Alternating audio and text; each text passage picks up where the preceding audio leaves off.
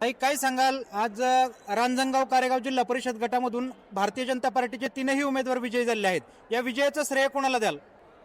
नमस्कार. आज भारतीय जनता पार्टीचे तिन्ही उमेदवार आज कारेगाव रांजणगाव जिल्हा परिषद गटातून निवडून आलेत. हा विजय भारतीय जनता पार्टीच्या आणि शिवसेनेच्या सगळ्या कार्यकर्त्यांचा, मायबाप जनतेचा हा विजय आहे आणि तो मी त्यांना सगळ्यांना आणि माता विशेषतः सर्व रणरागिणी सगळ्या माता भगिनींचा हा विजय आहे असं मी तुम्हाला सांगेल. आणि निवडणुकी काळामध्ये आपण पाहिलं तर कानूर मेसाई परिसरामध्ये पाण्याचा प्रश्न आहे, आपण पाहिलं.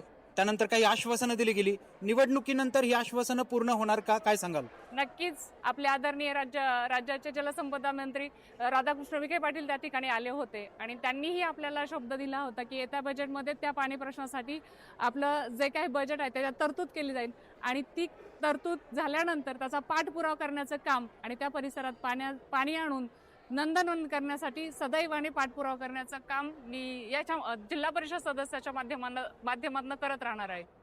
ताई, दप्पा इज बॅक स्टेटस होतं. दप्पा इज बॅक स्टेटस टाकलं होतं मी. काय अर्थ आहे? नाही, डप्पा करायच्या आधी स्टॉप झालं असं माझं स्टेटस होतं. कारण रांजणगावमध्ये गेली 2 दिवस डप्पा हा प्रकार चालू होता. म्हणजे कळायच्या आत मागून आम्हाला डप्पा बसेल की असं काय होतं, म्हणून मी टाकलं की डप्पा व्हायच्या आधी आम्ही समोरच्याला स्टॉप केलंय आणि भारतीय जनता पार्टीचे तिन्ही उमेदवार या गटामध्ये निवडून आलेले आहे.